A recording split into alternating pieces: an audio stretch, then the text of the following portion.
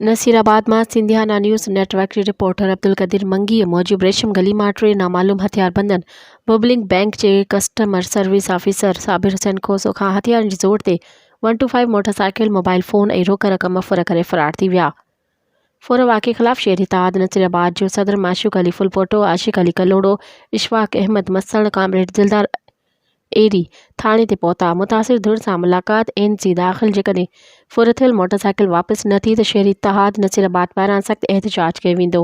होॾां मुतासिर साबिर हुसैन खोसो चयो त मां पंहिंजे भाउ सां गॾु ड्यूटी ते वञी रहियो हुअसि त रेशम गली में टिन नामालूम हथियारबंदनि जेके CD मोटरसाइकिल ते सवार हुआ जिन हथियारनि जे ज़ोर ते मोटरसाइकिल मोबाइल फोन ऐं रोक रक़म फुर करे फरार थी विया।